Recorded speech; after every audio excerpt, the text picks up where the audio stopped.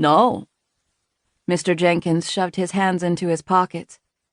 How many people live in the house? Gabe asked. 2. A man and a woman. Mr. Jenkins said. Young. Seen them come and go. Never introduced themselves.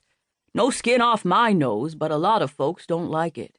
Most of the neighbors round here are friendly. We look out for each other.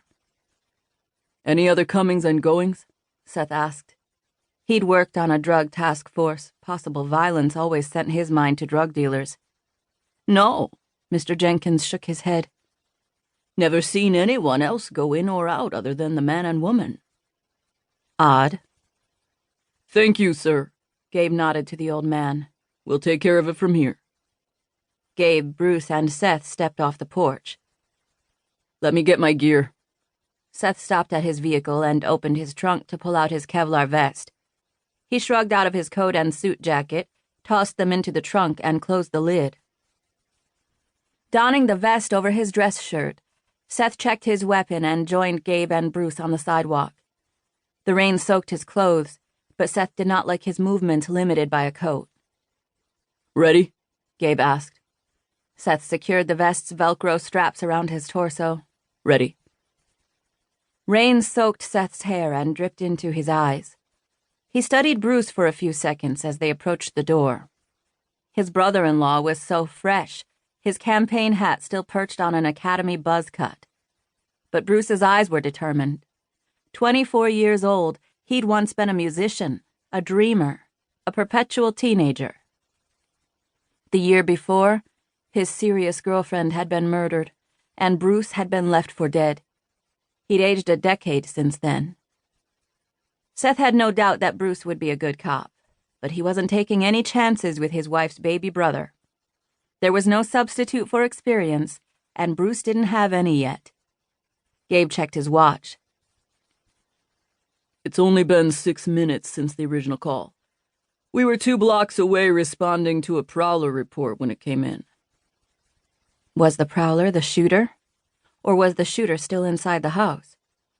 Seth brushed water off his forehead. Let's do this. The 3 men jogged up the driveway, past a Ford Explorer with Oregon plates, and approached the front door. Weapons drawn, Gabe and Seth flanked the entry. Gabe motioned Bruce to take up a position as his wingman. Seth's skin tingled and his pulse kicked up a notch as he rested his finger just outside his trigger guard and waited. Gabe pushed the doorbell, but no chime sounded. He knocked on the door. When no one responded, he pounded harder with a fist and yelled, "Police!" Inside the house, something thudded. The hair on the back of Seth's neck lifted. He switched on his flashlight. Gabe looked over his shoulder at Bruce, who nodded. Gabe reached for the knob. Locked. Let's check the back. They jogged around the house and took the same positions at the back door. 9 individual panes of glass comprised the top half of the door. Gabe pointed to a missing pane above the knob. Seth shone his flashlight around the doorway. The pane of glass, leaning on the house next to the door, gleamed in the light. The point of entry. Gabe turned the doorknob and pushed the door inward. The silence that greeted them seemed to have its own heartbeat. Seth's pulse echoed in his ears as they crossed the threshold. The door opened directly into a kitchen. A card table and 2 metal folding chairs had been set up in the eating area. Gabe opened a door. Pantry. Empty. They moved through an arched doorway. The living and dining rooms combined in the shape of an L. A stairwell on the far wall led to the second floor.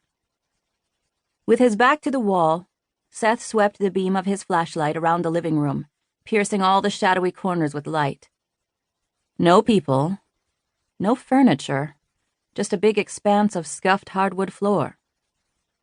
The absence of furniture made clearing the first floor a quick job.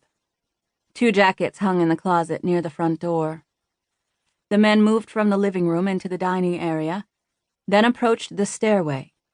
In front, Seth took the lead, creeping up the steps with Gabe and Bruce at his back. On the landing, he moved left toward an open doorway. Staying behind the doorframe,